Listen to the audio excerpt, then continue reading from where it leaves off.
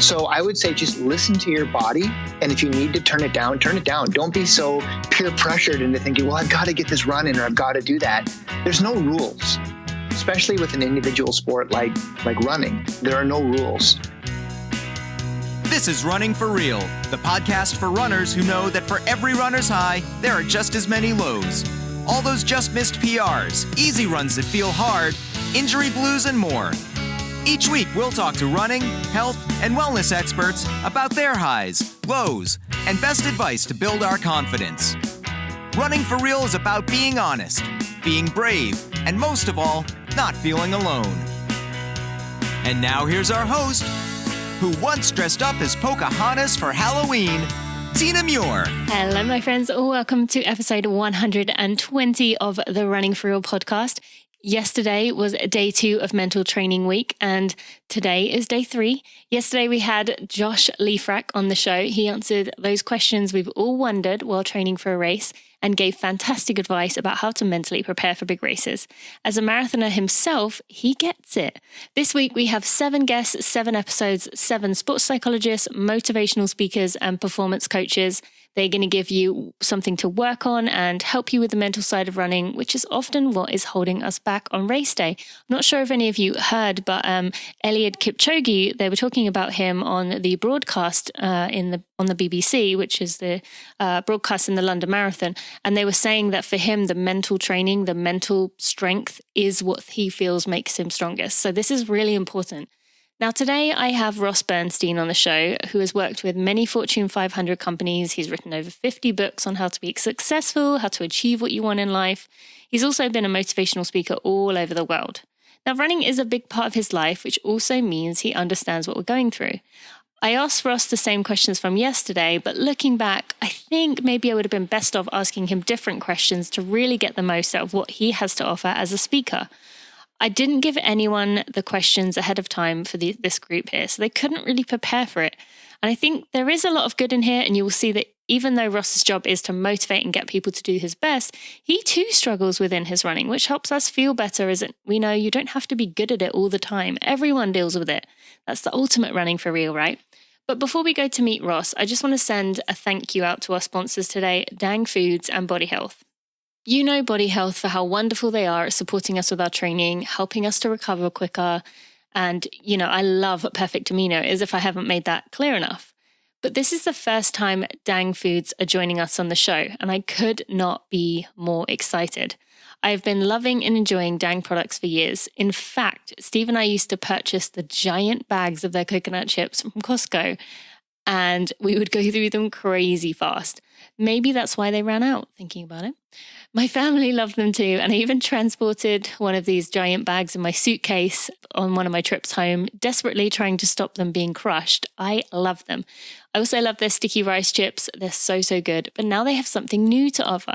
Yet another product to love, and one that is very practical to runners. Dang bars, which come in cardamom chai, hello chai latte, that's what it tastes like, toasted coconut and cinnamon chocolate. Those are some of my favorites. There is also a lemon matcha one. As you know, I'm not really a citrus person, but you probably will love it. Each bar has 9 grams of protein, is made from plant proteins and fats. If you are a coconut fan, this is going to be the ideal snack for you. And they are so easy to just go grab on the go.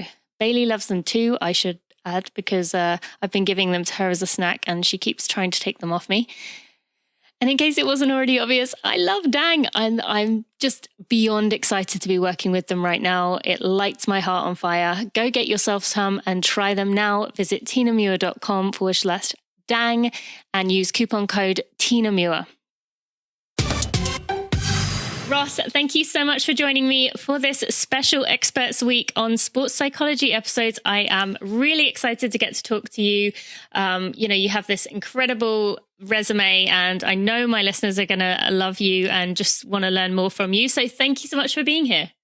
Really an honor to be with you. Thank you so much for having me. Oh no, this is going to be great. And for those listening, so Ross has authored nearly 50 books, which is just blows my mind, having done one and how much work it takes. I guess I kind of envy you, but kind of don't. You're a motivational speaker all over the world. You've worked with many Fortune 500 companies. And, I'd love to, before we get into kind of you and your running and what you can help our listeners with, now you look back, having worked with all these companies, having written all these books, are there some things that you can think of off the top of your head that you see over and over, either within individuals or within like a group or a team setting, that kind of surprised you at the beginning and now you kind of think, oh, there it is again? Well, it's fascinating. I love studying, the DNA of great teams and champions in sport, and kind of trying to figure out what it is that makes the great ones great. And, at the end of the day, I don't think there's really any secret sauce. I think that successful people just work really hard. And like with running, they just suck it up and go. You're going to have good days and bad days, and you'll deal with failure and all the other cliches. But I think that the people that are successful just want it more, and they're just willing to go do it. So can I kind of be devil's advocate with that? So some people listening might be thinking, yeah, but I work really damn hard. And they might look at someone like me who can take 3 months completely off running, can have a baby, get back into running, and then less than a year later run, what for them would be an impossible goal, and say, well, she did work hard. Yeah, but I definitely worked just as hard and I'm not there. So what would you say to that? Like to someone listening who's like, well, it's not just work hard because I want to be good and I struggle, whatever it is.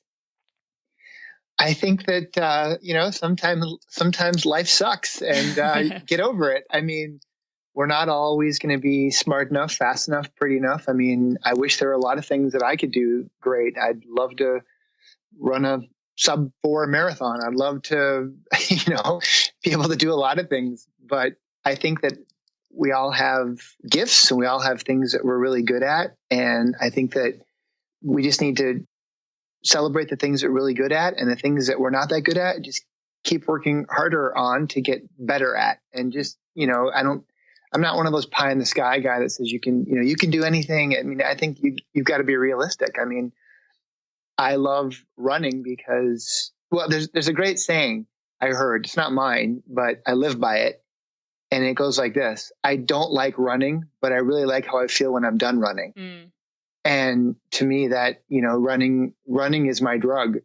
And yeah, I'd love to run a sub-4 mile and do a lot of things, but I think it's a journey, and we go through to different stages. You just took 3 months off to have a baby, and running is like this lifelong thing. You have different stages of it. It's good at sometimes, it's bad at other times. And it's that one constant that, keeps you kind of going through everything. So yeah, if you're not great at something, just work hard, set little goals, and try and be better at it. And that's, there's really no shortcut to that. So how would you advise people to kind of find peace with that, kind of that ability to not look at other people and say, like you said, you'd love to run a sub-4 hour marathon. How did you find peace with being able to look at people who run maybe a 3:30 off like no training and be like, okay, like you said, we're not all going to be good at everything. I'm just going to be okay with that, because it is difficult in this social media world we live in. So how did you find peace with that, or how would you suggest others do if they find themselves getting caught up in that? Well, for starters, I'm not on Facebook, so I don't try and compare myself to other people. I think that, I have a buddy, an old fraternity brother from college, who literally ran his first marathon and did like a 3:20 or something crazy. And I was like, he's like, was that good? I'm like, yeah. At my pace, I'll qualify for Boston when I'm like 94. So you did great. But that's just, we all have certain gifts. I mean, I can get in front of an audience of 10,000 people and talk for 90 minutes. Other people would die to do that, or to write a book. So yeah, I mean, look, I'm overweight. If I wanted to really run a sub-4 marathon, I could. I'd have to work really hard. And quite frankly, I'm not totally committed to doing that. So unless I'm willing to do that and get coaching and be totally committed to eating the right foods and completely going 100% all in and training every day to do it, then I'm not going to do it. And there's certain things in life where you kind of got to be like, okay, I mean, if that's really your goal, then shut up and go do it. I mean, there's, unless you're physically disabled, you can do it. I think that's such a good point, because you mentioned there, you could do it, But if you did that, you'd have to give up some other things, right? You'd have to take that energy, that time, that effort from somewhere else. And I think that's the problem here, is that we want to be good at everything. And so we can look at our running, we can look at our career, we can look at being a good parent, we can look at, wanting to be a good sister, brother, whatever. And we can think, well, I want to be the best at all of those, but you can't. And I think you brought up an important point, that if running really does mean a lot to you, if you have a big goal and you really want it, then you have to be prepared to kind of let go of some other things to get there. Yeah, I was always jealous of Ironman athletes. You see the tattoo and you go, man, that would be just so awesome to do that, to do Kona. But then I realized, like, that's a full-time job. Yeah. Like, I could never commit to that, because I want to be very successful at my career. I want to be a great husband, a great dad. And I just know that is not realistic for me, because you have to commit and train to do that every day. And I'm not willing to do that. Yep. So I'm okay with that. Yep. So you kind of have to get to a point where you're like, okay, I'm okay with that. Okay, great. Thank you for explaining that.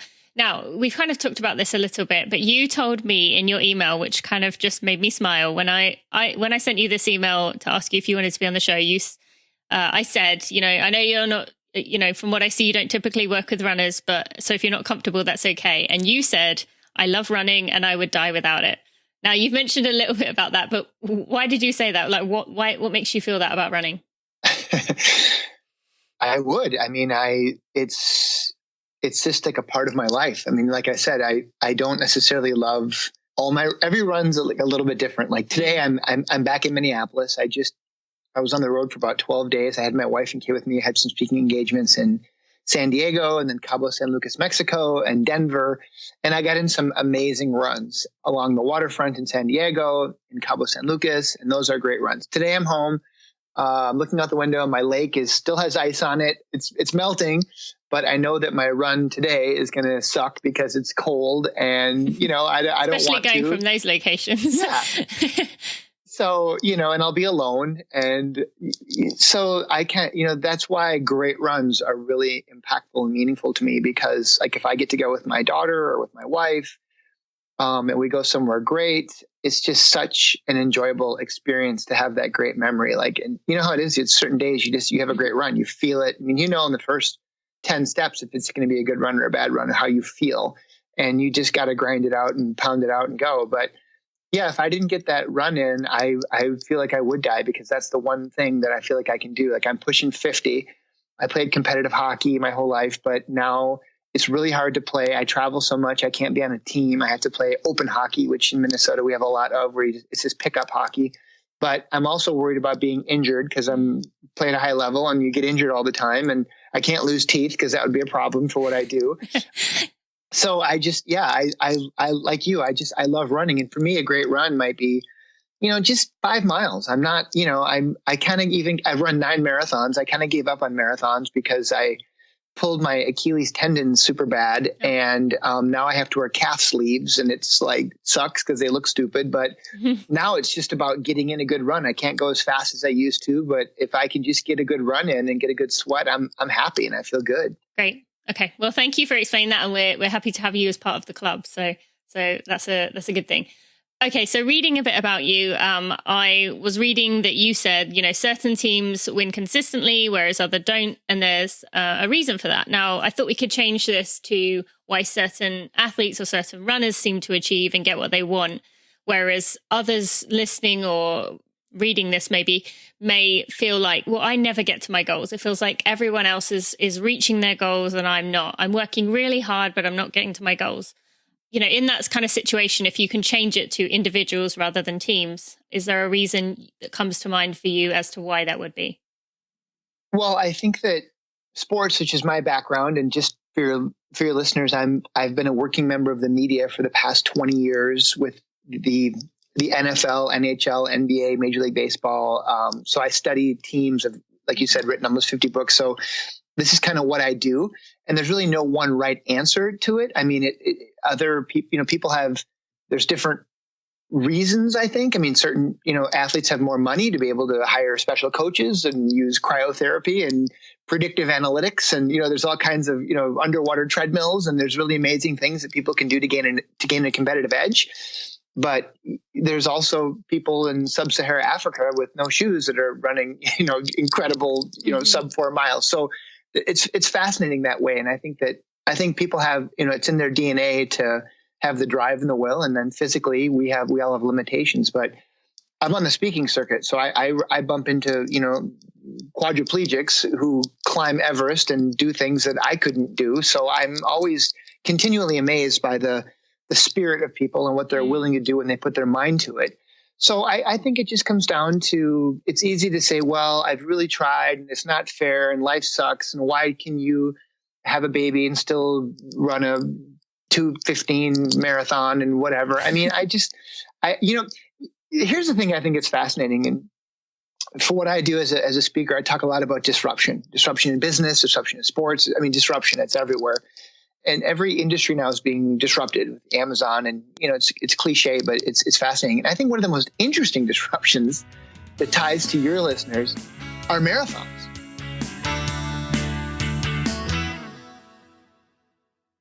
You know by now, I love Body Health and how wonderful they are at supporting us with our training, helping us to recover quicker through Perfect Amino, and I love using it. But this is the first time Dang Foods are joining us on the show, and friends, I could not be more excited. I have been enjoying Dang products for years. In fact, Steve and I used to purchase the giant bags of their coconut chips from Costco and go through them crazy fast. That's maybe why they ran out and stopped selling them there. I don't know.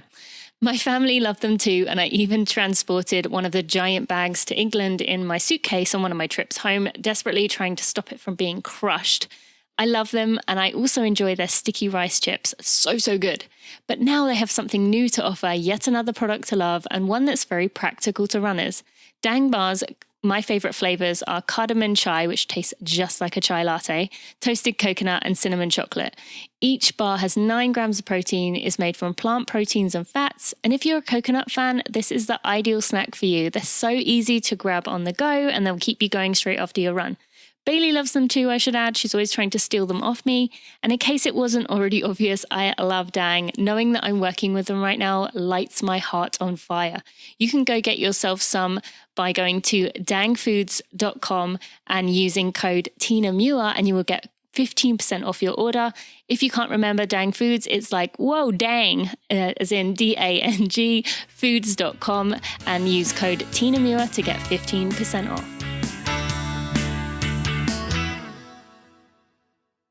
Here's the thing I think it's fascinating. And for what I do as a speaker, I talk a lot about disruption in business, disruption in sports. I mean, disruption, it's everywhere.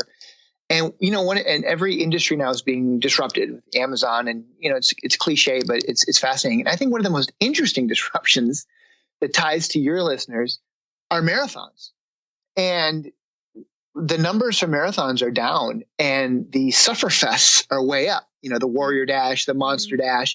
And the reason for it is because of social media, and because the millennials love to be able to compete in these activities together where, quote unquote, everyone gets a trophy. Everyone feels great. They can post it on Facebook and Instagram, and you can say, look what I did, and your life sucks because you're not out here doing this. And look what I did today. And everyone kind of suffered together, and they can go have a craft beer and talk about it over happy hour with avocado toast. And it's great. But it's really interesting how, it's not so much about winning and losing now. It's about that shared experience. And I think it's fascinating. And, even with the Olympics, we're seeing now, kids aren't growing up dreaming of being losers and bobsledders. So if you look at what was going on in Pyeongchang, and you look how the X Games have disrupted the Olympics, they've listened. And we're seeing now, the snowcross, and we're seeing these incredible athletes with, doing these amazing things on snowboards. And so I think they're listening to their customers and listening to the tune of what people really want. So I think what people want is they want to be able to be fit, but they don't want to be bored. I mean, you look at how exercise is changing, and we were just in San Diego for several days, and we're staying at this beautiful hotel along the boardwalk and right in, along the harbor in San Diego by Coronado Island. And, 5 years ago, I'm looking at that same window, and there's just nothing but, or 10 years ago, there's nothing but runners and rollerbladers. Now there's nothing but people on these electric scooters that you can rent with your cell phone. So it's just, I don't know. I mean, I think exercise, it ebbs and it flows. There's trends, there's different things, but I think now, exercise is about doing it together. It's the shared thing. And I think social media is really driving a lot of this. Mm-hmm. And I think that's something a lot of my listeners love to do is be a part of a team. My listeners know we have a community at Running for Real, and it's just one of the most wonderful places for that shared experience thing you talked about, even though people are all over the world. So very interesting. Thank you for sharing those little tidbits that you've learned. And I'd love for us to get on to, the main part here being, we're going to talk about someone having a goal race coming up. We're going to say about 3 months away. They have something they are really, they really want to run well. They're really going to dedicate themselves. They're going to work hard, do all the things we just talked about. What are maybe 2 to 3 things you think maybe they should start working on about 3 months out to kind of allow themselves to be, champions in their own right, to achieve what they want to get? Well, I'm not an expert runner. But I would say that a lot of my listeners are going to say, no, you're at my level, and I love that. So don't downplay yourself there. Well, I think that setting the goal, it's interesting. When I run marathons, I don't congratulate people at the end. I congratulate them at the beginning. I congratulate everyone in the starting chute. That's the exciting time, because to get there really is what you're talking about. Mm-hmm. Once you get to the starting line, you're going to finish. You're going to get the T-shirt. Unless something bad happens, most people that get to that point have done the work, and that's the celebration. Is that 26.2, and you can do it. So you're 3 months out. The hard part's over. You've already said, I'm going to do a race. You've committed. Mm-hmm. I just want to clarify. I'm talking about like the mental preparation. Like, I'm obviously not asking you to give the training. Like, what mental strategies would you give them?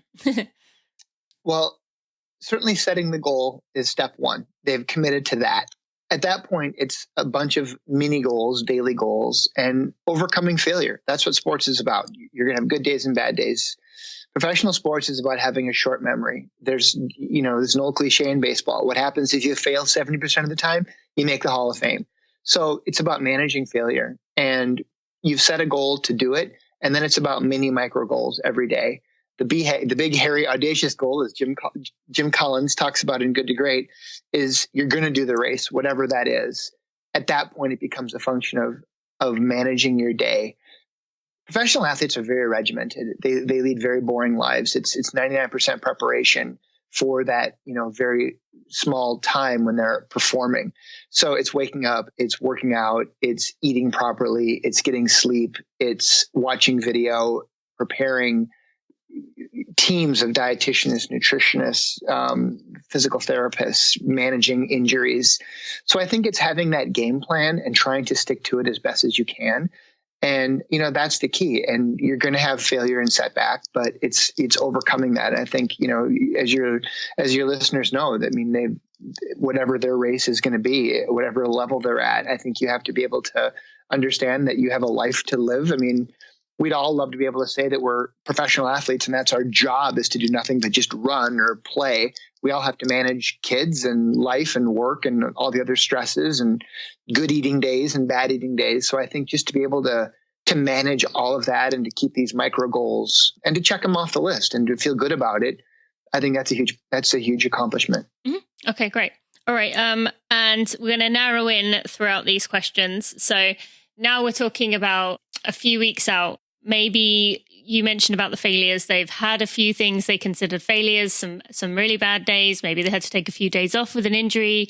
Maybe they're just feeling like, I don't even know if I'm going to make it, let alone, run fast. What would be your suggestion there when they're kind of in that panic a few weeks out, where they don't even know if they're going to be able to complete it or to, accomplish it? This doesn't have to be a marathon as an example. It could be a 5K. It could be anything.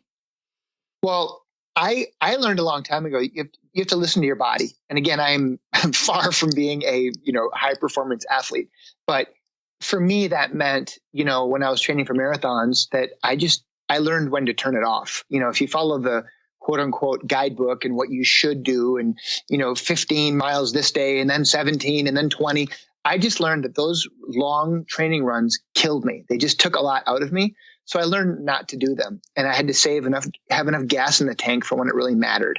So I would say just listen to your body And if you need to turn it down, turn it down. Don't be so peer pressured into thinking, well, I've got to get this run in or I've got to do that.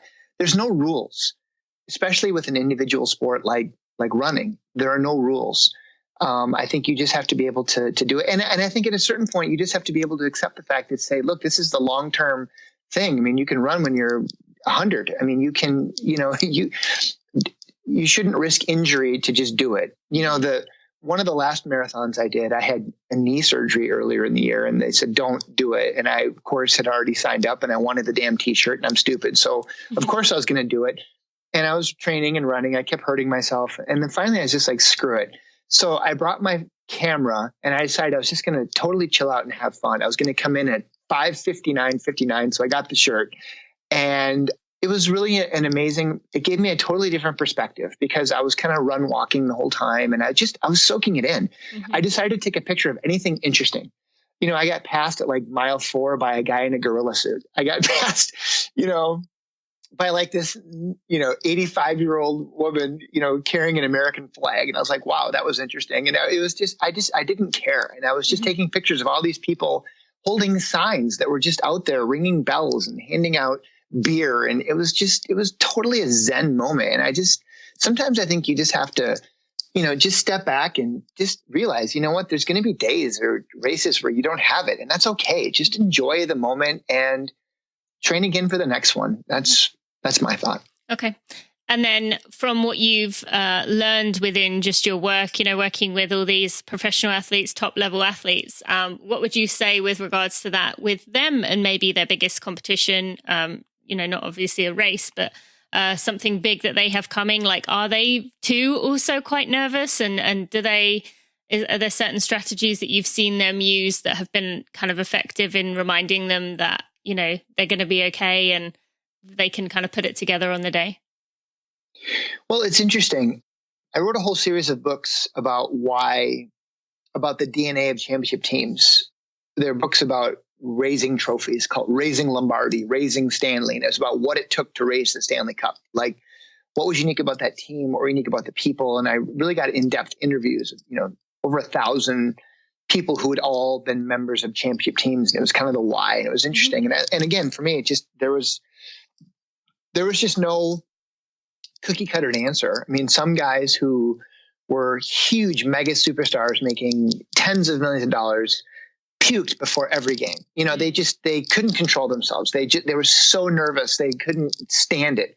Other people would just like roll out of bed, crack a beer, smoke a cigarette and be like, yeah, I'm going to play. And it was just fascinating. And it really, it kind of validates that everyone has their own deal, their own mojo. And some people are very regimented and, watching hours and hours and hours of game film studying and stop frame and, again, using AI and augmented reality and virtual reality and predictive analytics and all these incredible tools now to try and get just tiny little bit better and better. And it's amazing. And other people just going to roll with it and just see what it is. So if anything, that should be empowering to people to know that other people are in that same, just kind of everyone's trying to figure it out as they go as well. Yeah. Yeah. I don't think there's any rules, but it is definitely fascinating to study a Tom Brady, a Wayne Gretzky, incredible athletes and how they do what they do. Certainly it puts you in awe to learn. I mean, there's even, I watched a wonderful documentary about Usain Bolt and about how he studies and trains. I've been watching this series Being Serena about Serena Williams, and now she's recovering from her having her baby. And I don't know if you've watched that series. I haven't seen the series, but no, I've obviously been following her. She's incredibly candid and just her struggles and just everything. And so I think everyone is on their own kind of, journey to success and whatever that is. And I think that we're all envious of professional athletes because that's their job, and it would be amazing. I think we all deep down dream that we want to do that. But at a certain point you realize this is my reality. So what can I do? So I guess a very long answer to a very short question is there's no one right way. I mean, everyone does it differently. And I mean, as a person like you who studies the why, I'm just fascinated to know that it validated me to say there's no one right way. Mm-hmm. And just a side shoot from that question there. from interviewing all these professional athletes, people at the very top of their game, you mentioned Tom Brady, but and Serena Williams, but there's countless others. What would you like to say to my listeners about that, being a professional athlete? Because as you mentioned, that kind of is the dream. But from my own thing, people think, being a professional runner, getting to do nothing but running would be like the dream. But I tried that and I hated it, because I hated how much pressure was on me and I felt like I had nothing else. So would you like to maybe share, this is a side question, but is it kind of all it's kind of chalked up to be, essentially? That's a great question. I mean, I think you kind of summed it up. I mean, sometimes the grass isn't always greener. I mean, you've achieved the dream. I mean, you got to be a professional runner, but the stress of dealing with your sponsors and dealing with the expectations, and at the end of the day, in professional sports, for team sports and Major League Baseball, a new coach comes in. The ultimate metric is you have to win, and winning is defined interestingly. I mean, in NASCAR and F1 racing, you can earn points as long as your sponsors are happy, as long as they're getting, clicks and shares and likes, and your car's producing, and you're being a good person, and you're not embarrassing them, and you're doing all of your media stops, then that's okay. And you'll make money and you can do it. But I mean, in team sports, these owners, they want to win. So if you're not producing, then there needs to be a change of scenery. You get fired, you get moved around, they light a fire under your butt, as they say, and they will do all kinds of tricks. So I read a lot of biographies of head coaches, and I study their Yoda mind tricks and how they get people to do things. And it's fascinating.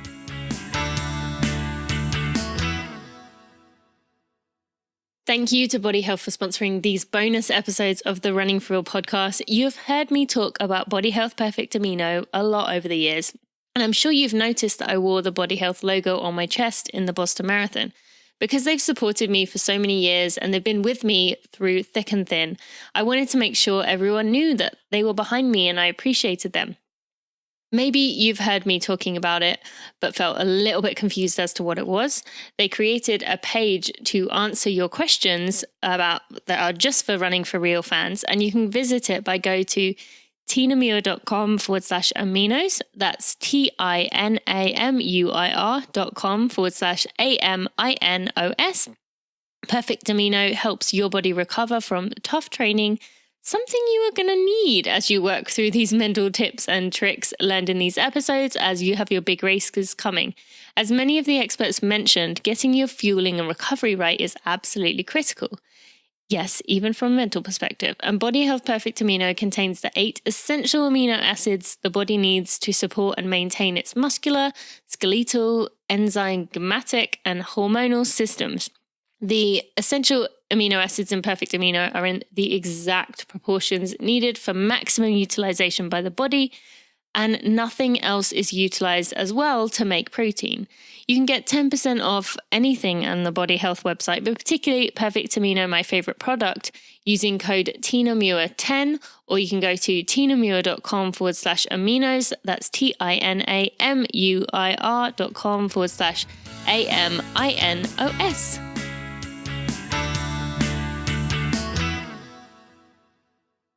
I read a lot of biographies of head coaches, and I study their Yoda mind tricks and how they get people to do things. And it's fascinating.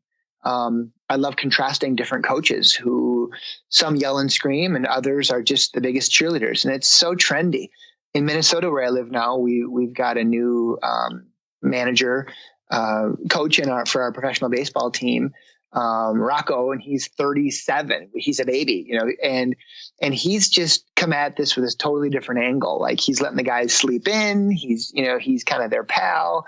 And it's just, as soon as one team does well with a new coach and a new philosophy, then everyone tries to do that. So it's really it's very trendy in sports to motivate people but I think the interesting thing that Rocco, I just was reading a really fascinating article, is that, and particularly in baseball, see, there's no salary cap in baseball. All the other sports have a salary cap. So the teams are about the same. So it comes down to this budget, and you get to, every team is equal, regardless of if you're New York City or Green Bay or but baseball, you can buy a better team. The Yankees can spend $400 million, whereas your Kansas City Royals, for instance, can only spend $90 million. So it's not fair. So it comes down to these intangibles. So what Rocco's doing with the Twins is they're banking on potential, meaning here's a player who had really good numbers 2 years ago, but then maybe had a knee injury and now his stock is way down. Well, they know he has the potential to do well, so they're going to sign him for cheap, and then they're going to try and coach him up.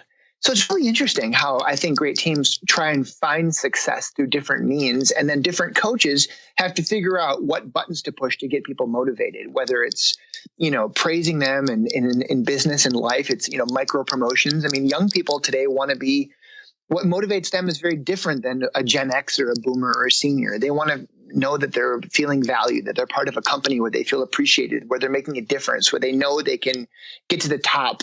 Might be a long journey, but they know there's a chance, where their company has green initiatives and they have a recycling program and they give back to charitable foundations and they have non-GMO options for food, and the cows and pigs are treated humanely. And these are very important things for young people today. So companies now are figuring that out, because if they want to hire and keep good talent, they have to cater to that. And I think coaches are figuring that out, that they need to figure out the why of the people. And as people make more money, they have more choices. Mm-hmm. So running is an individual sport. It's hard to figure out the why, but I think you have to figure out what's important and then determine, like for you, you've got a baby now. So what's important? Like what do you really want to do? So again, a very, very long answer to a very short question. No, it's all interesting. And would you say, you've obviously worked with a lot of teams and you've talked about how, the team culture is so powerful and just that teams can work together to reach a goal. Would you suggest for runners listening, like if they live in a city that has other runners, or maybe they live in a city that doesn't and they want to start it, like could runners being, we do this as part of an individual sport, yourself included, if you could find a team to work together towards a race, or to kind of have a collective coach to kind of work with once a week or see once a week, or, as much as possible, really, would you say that probably would be effective, or is running just too individual to really bring that same kind of powerful lifting up kind of feeling for everyone? Well, I think you have to figure out what you like to do. Running to me is an individual activity. I like to turn on my iPhone. I've got songs from, when I was in college that fire me up, and I got my playlist, and for me, that's when I get to think and be alone. So I love those runs. I also have learned to love running with my wife, and we go for runs because it's sometimes where we get good talks. I don't go as fast. It's a little more chill. It's a different high at the end. You know what I mean? It's a great moment we see, I like when I'm driving and I see another couple out running, I go, I'm jealous. I wish I was out there. And when I see people drive by us and look at us, sometimes I go, cool. Like, I think they were a little bit jealous because, it's like, we get to go run together, and that's like such an awesome thing. But other times, so I think that if you like having a coach push you, if you respond well to that, if you can afford it, great. If you can't, and you've got a running group, people that will hold you accountable, and you got skin in the game and you don't want to let them down. I mean, it's easy to cancel coffee, but it's harder to cancel a run or a spin class or whatever it is. And it's about accountability. And if they're going to hold you accountable and you're going to go and you're going to do it, great. I mean, if you only get time over lunch to go do it, and great. I mean, some people, it's like if you can get up, like I'm in awe of people that wake up at like 4:30 in the morning and they jump on go for a run in the dark or jump on the treadmill in the basement. I mean, it's a grind. I mean, in Minnesota where we live, it's really hard winters. And I invested in a Woodway treadmill. It's like the Rolls Royce of treadmills. And it's awesome. It's like running on a tank tread. It's very bouncy and it's good on your hips and knees and back, and it causes less strain. So it was a good investment for me. And I have a great setup with a huge TV in front of me, and it just helps me get into a better mood. So I just go down there and I grind. I hate the treadmill, but I just do it. I also joined Orange Theory, which I'm sure many people are familiar with. It's sort of like these, group fitness classes where you go and jump on a treadmill and you kind of do it in a group. And I like it, but I don't love it. So I guess, again, you just have to figure out what you like. And I think it's in different stages. If you're going to run a race, then yeah, you probably need to be held accountable and you probably need people to push you. And if you're just chill, then just be chill. So I'm at a different stage. Running for me is more about health, wellness, feeling good. So I'm probably different than many of your listeners. Mm-hmm. Well, no, I think in a lot of ways, that is what a lot of people listening are kind of into right now. And I'm not taking my running anywhere near as seriously as I used to. So totally get it. I think you probably hit more people than you think you did with your message there. And I just want to go over a few more scenarios that we are, talking about with everyone this week. So let's talk about, you said you love to congratulate people on the start line. You love to kind of celebrate with people there. So what about for someone listening who doesn't have a you who is walking around congratulating, but might be feeling really nervous, race morning, almost shaking with nerves, feeling a lot of pressure, but they're thinking about, I don't want to have wasted all this time training for it not to go well, or look at all these things I gave up to be here. Look at all these sacrifices my family made. What would be your advice from, what you've learned in your career, and also, tying in anything you would add from understanding that feeling as a runner? Well, I mean, I'm envious. Anyone that has that kind of, pressure it's awesome. That's a great feeling. People crave that. I mean, I don't get that very much in life. I mean, honestly, when I have an exciting round of golf in the morning at a celebrity tournament, maybe I get so excited I can't sleep, and I'm so excited. I'm so nervous. And that is such an awesome feeling. You don't get that in life very often. So if you worked your ass off and you can achieve that, first of all, congrats. That's awesome. I mean, enjoy that moment. I mean, you just don't get that very much in life. So, I mean, for me, I get goosebumps just thinking about those moments. Those are great, whatever they are. I mean, look, unless you're, unless it's life or death, unless, you're going to, die or, be homeless because you're not going to win that race. I mean, get over it. It's not that important. I mean, if you really want to make it important, then you'll do well.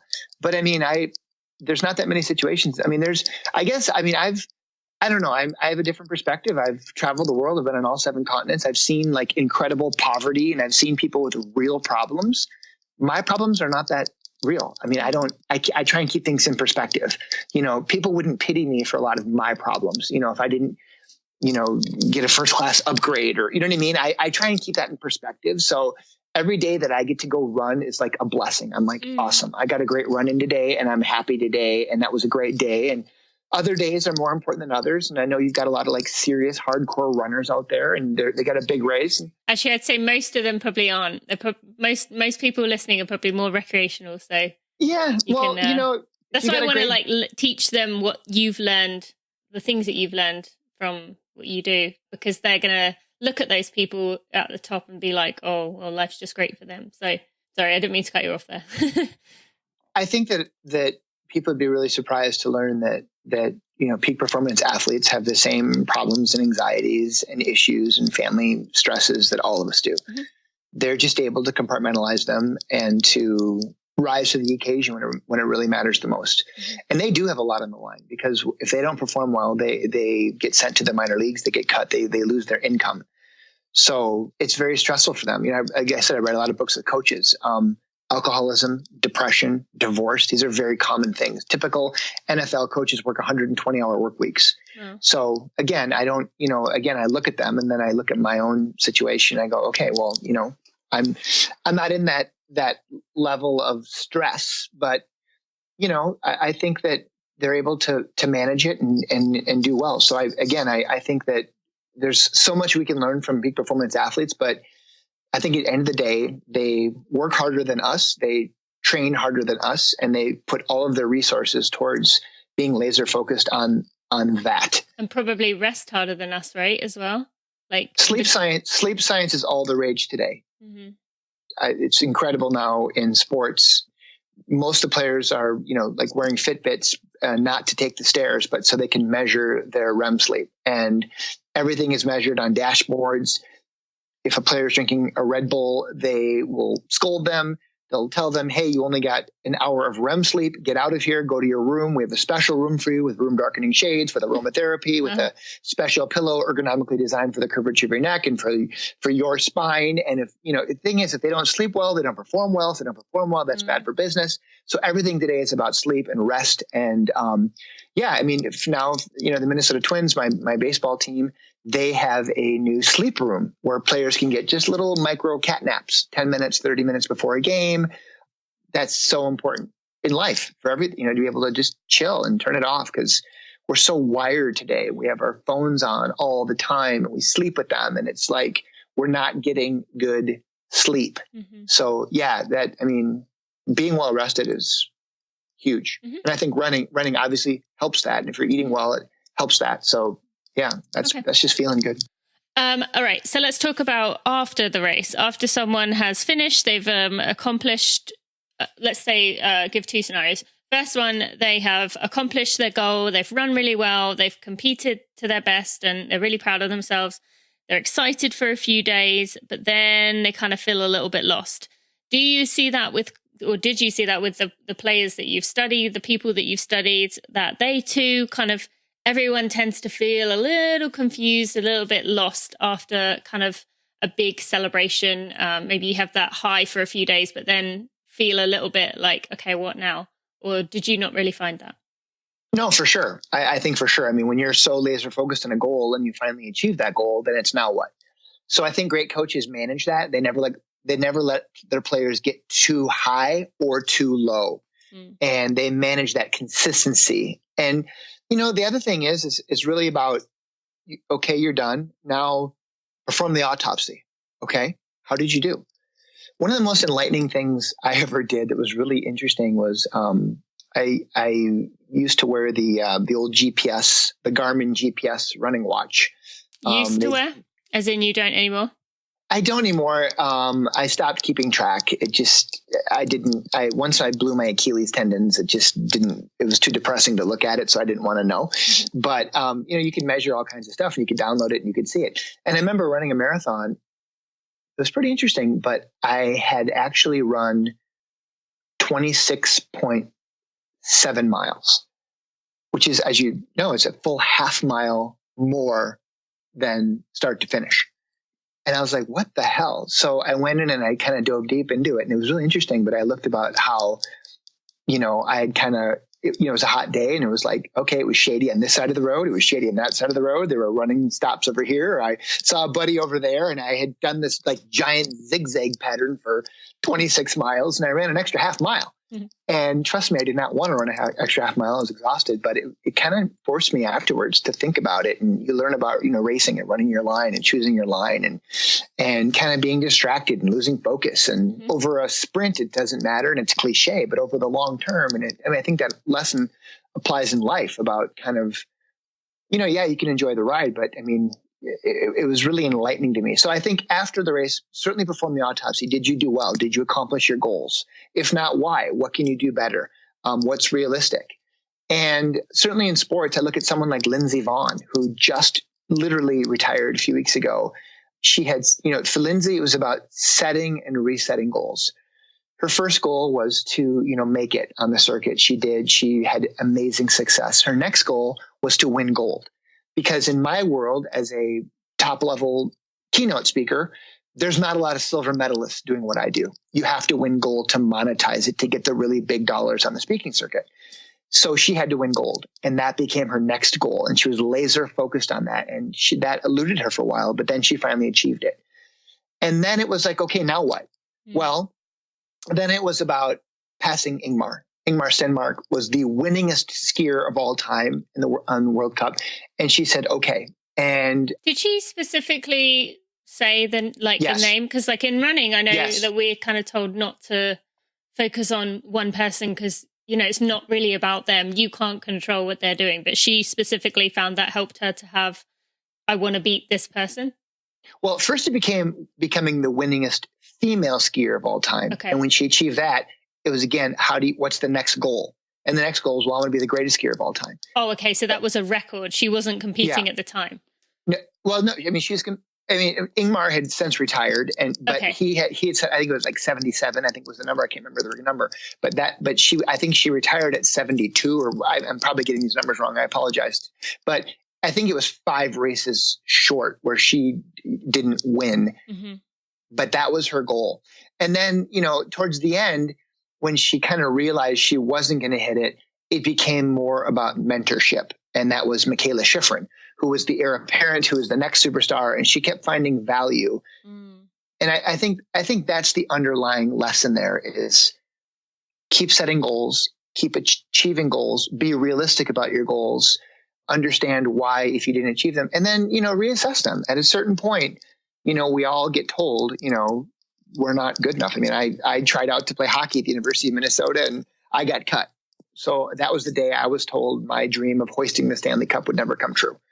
We all get told at some point where, it's not going to happen. So at that point you reassess. For me, I said, okay, well, I can choose lifelong sports. I can, play running and tennis and hockey. And those are things I can focus on now. So it's a lifelong evolution. So just a bit of I just want to be a bit cheeky here with this question. So you mentioned that you got cut from the team and you realized that you were never going to be able to lift a Stanley Cup. Now, at the very beginning of this interview, you said you have to be prepared to work hard and work harder than anyone else. Do you think, looking back, would you change that decision when they cut you and say, okay, my dream's not going to be realized? Or would you say to yourself, no, you're trying to, practice on your own. You're going to find a coach to train you. You're going to do it differently. And do you think, looking back, had you not taken no for an answer and kept working at it, would you have had more of a shot? Maybe not done it, but got a little bit closer? Well, I mean, who knows? Coulda, shoulda, woulda, right? It was a long time ago, but no, I think I knew, measuring my abilities to the other players. I mean, you get to that point, you can look around and it's like running. Running's a meritocracy. You learn the best players have the best times and you can measure yourself. Hockey's a subjective team sport. There's positions, you can find roles that you provide value to the team in other ways. You can measure it in a different way. I was definitely not going to be a goal scoring superstar, but I had value in other ways. But no, I at a certain point, look, at the end of the day, I didn't want it badly enough to say I'm going to sacrifice. I was in college to have fun and, to drink beer and, do all the things I wanted to do in college. Now, ironically, what did happen was there was another role in the team. It was the team mascot, Goldie the Gopher. I took that role. Oh, wow. I had fun. And actually, I wound up writing my first book as a senior in college. It was called Gopher Hockey by the Hockey Gopher. And I made a career out of it. So that defining moment, my biggest failure turned out to be my biggest success. I wound up writing 50 books. And now I travel the world, speaking at more than 100 conferences a year, doing what I love to do. So that moment was a defining moment for me. And I chose to turn it into a positive by being a part of the team as a cheerleader, but then turning it into something good. So I think at a certain point too, you realize, hey, find something else if that's not your goal, but there's still ways you can provide value. You can be a part of the team. You can do things and you can feel good about it. So what would you say to someone who's right in the middle of that, some kind of failure? Something they've really been like, the wind's been knocked out of the sails, really been kicked down. You mentioned there that, your life career came out of it. So what would be your advice? What would you have told, 20-year-old Ross or however old you were at that time? Find the silver lining. If it's really important to you, then get back up and try harder. And like you said, get private coaching, work hard, don't take no, transfer schools, find a different coach. Otherwise, if you didn't try your hardest, then you have to accept that. I mean, you're not all of us can be rock stars. I mean, not everyone gets a trophy. It's okay. I mean, you have to find that silver lining to find value in whatever you do. I mean, I don't know. I mean, I was okay with it. I was at peace with it. I mean, you're at a different point. Are you at peace with your decision right now, or are you determined to get back to where you were?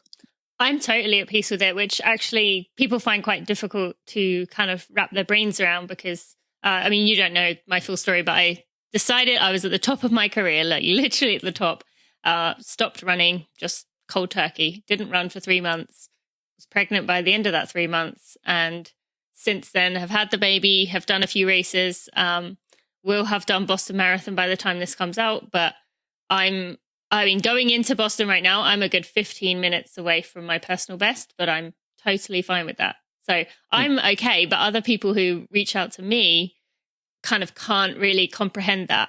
But I think for me, it was having the power to say, I'm stepping away, I'm making the decision, rather than injury or age or something else forcing me out. So I actually feel totally at peace. Now, ask me in, 3 years when I want to get back to it, then I think I might be in a different place. But right now, no, I feel totally at peace with where I'm at, with my decision to step away and, just being at the level I'm at. So, yeah.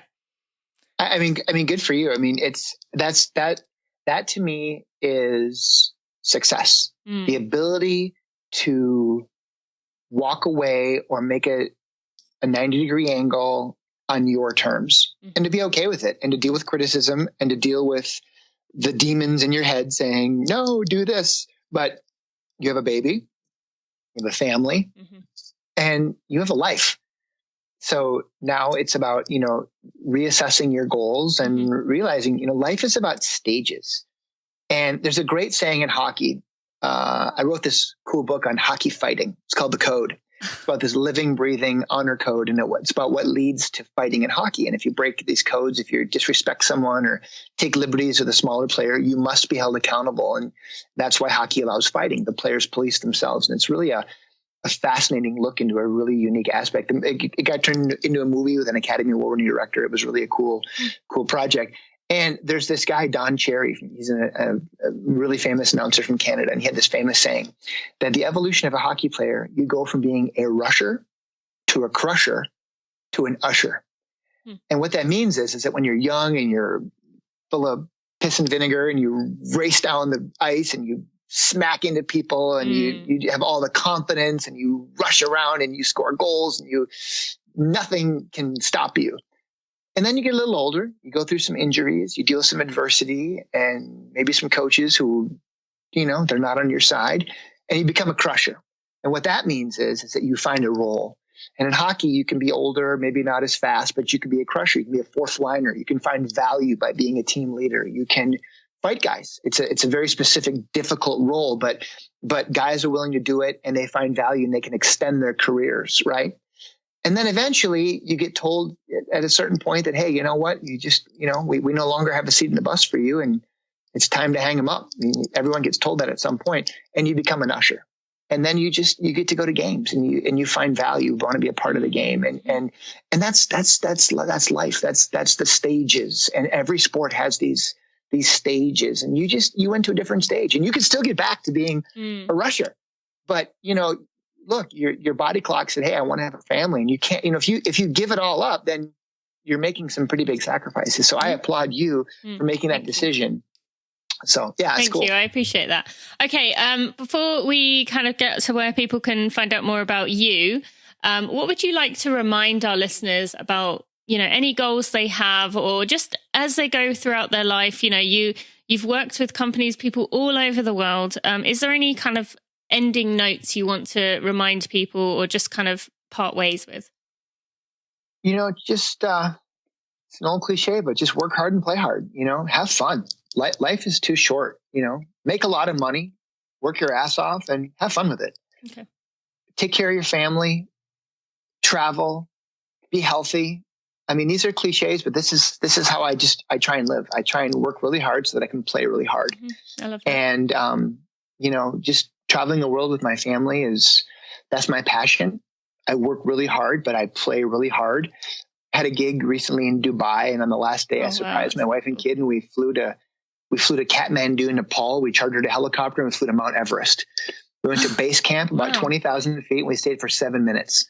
It was just enough time for a selfie. And that's what I want now. I don't want more stuff. I want more experiences. I want more memories with my family. So for me, it's about these experiences. It's about making money so that I can choose to give back to charitable organizations I believe in. It's about traveling. I love traveling first class. I love going on amazing adventures, and whether it's a safari in Africa or we just swam with whale sharks in La Paz, Mexico a couple of days ago. I love this stuff. So for me, it's that work hard, play hard mentality. And that's what I would encourage people. Just whatever stage of the game you're at, just work hard and play hard. Have fun. Great. Thank you so much.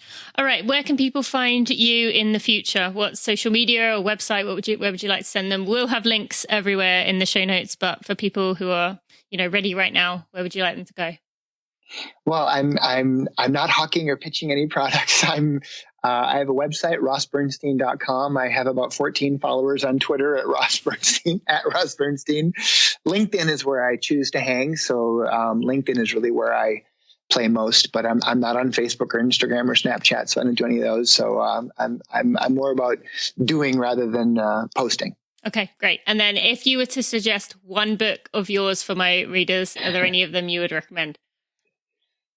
The book that's probably nearest and dearest to me is a book called America's Coach. It's a book about Herb Brooks and the Miracle on Ice hockey team, the 1988 U.S. Olympic hockey team. It's a book I was working on with Herb when he died, and I'm the president of the Herb Brooks Foundation. It's a nonprofit, and our mission is to get kids interested in playing sports, kids who have special needs and don't have a lot of opportunities. So that's my charity, and I donate proceeds to the charity. So that's... And I will put a link to that charity in the show notes as well. All right. Ross, thank you so much for sharing your insight, your knowledge with us, and just being real with us here today. I really appreciate you and all that you've done, and look forward to following along with how you do in the future.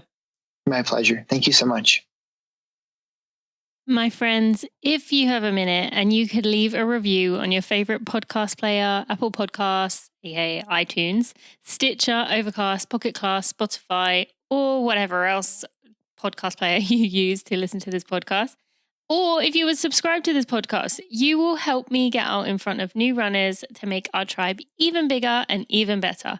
It might not seem like you as one person can make a difference, but really it helps a lot. And it shows me you appreciate the hard work I put in for those. Thank you so much. What did you think? Hope you enjoyed that episode with Ross today. And tomorrow, I have such a special one for you. Justin Sewer is the sports psychologist for the Tampa Bay Rays and the Cleveland Browns, and he has some of the most practical tips I've ever heard from a sports psychologist. You do not want to miss this one. Trust me, go subscribe if you haven't already. I'll see you then. Thanks for listening to the Running for Real podcast. Be sure to check out tinamuir.com for show notes and even more helpful running information.